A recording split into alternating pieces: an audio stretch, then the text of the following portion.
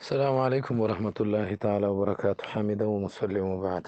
یو محترم رور پوښتنه کړې ده چیرې د کافر په لاس باندې ذبح شوي شي خوړل څنګه دي. جناب محترمه دا لفظ خو دې بیخي عام دی، د کافر په لاس ذبح شوی.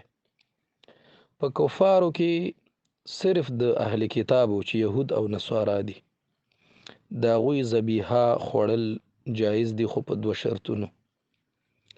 اول شرط دا دی چې په خپل کتابیت باندې به ولاړی، د هریان شوي به نه. دویم شرط دا دی چې عند ذبح به د الله نوم اخلي، د غیر الله نه. شامی په کتاب الصید و ذبایح کې په دې غاټ بحث کړی که چېرته چاته نه د ذبح په دوران کې مسیح لفظ واورېد بیا هم ګوره دا ذبح مرداره ده، نجسه ده.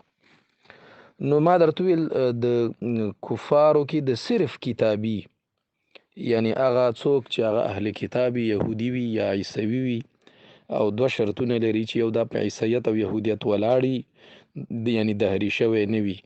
دویمه دا ده چې عند الذبح چې کوم وخت کې ذبح کوي د الله نوم یې اخیستی. لیکن اکثره فقهاو لیکلي اوس لکه فتاوا حقانی لیکلی. فتاوا حقانی دا مسله دوه ځلې راخیستې، یو ځل 5م جلد کې، یو ځل 6م جلد کې. 5م جلد 328 نمبر صفحه ده او 6م جلد 446 صفحه ده.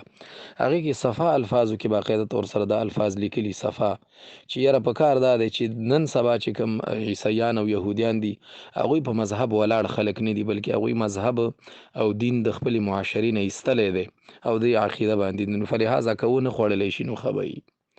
نو د نورو کافرو چې مجوسیان دي، سیکان دي، هندوان دي، نو د هغو خواص هم سړی نشي خوړلی. نو نن سبا چې دا کوم فقها دي دوی لیکلي چې د دې اوسنیو عیسیانو او یهودیانو هم نشي خوړی، اگر چې دې کې صریحي آیت موجود دی. الله تبارک وتعالی فرمایي بسم الله الرحمن الرحیم اليوم احل لكم الطیبات وطعام الذين اوتوا الكتاب حل لكم. نو طعام الذين اوتوا الكتاب دې کې جلالین چې وګوري ای اليهود والنصارى. نو خو ما درته ویل هغې دپاره بیا شرط دا دی چې الیهود والنصارى خویي که نه. نو د دې وجې نه علما او فقهاو لیکلي دي چې نن سبا لیدلي دا دي هلته خلک چې ورسره اوسیږي هغه دا دي چې دوی په خپل عیسیت ډېر ولاړ خلک نه دي. دا قرنګې دا مسله مفتي انعام الحق صاحب په قرباني کې انسایکلوپیډیا کې هم صفا سوتره لیکلې چې نن سبا دور چې کوم عیسیان او یهودیان دي هغوی په دین باندې هغې دین ته متعهد نه دي، بلکې دین یې د خپلې معاشرې نه ویستی دی، فلهذا مناسبه نه ده چې د هغوی دغه وخوړلی شي ذبیحه. دا مثلا امداد الاحکام هم لیکلی 4م جلد صفحه د 202. امداد الفتاوا کې مولانا اشرف علي تنوی رحمه الله هم لیکلی.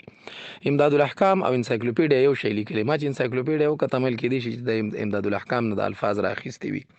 امداد الفتاوا نه، امداد الفتاوا کې مولانا اشرف علي تنوی رحمه الله په هغه زمانه کې چې نن 1.5 کاله مخکې خبره ده، نو په هغه زمانه کې باقاعده طور سره دا الفاظ پکې کړي دي چې نن سبا دا خلک دین ته ډیر زیات متعهد نه دي، فلهذا ونه خوړلی شي نو ښه خبره ده. خو که چا وخوړه تقریبا او دغه دوه شرایطو سره وه نو بیا ټیک ده.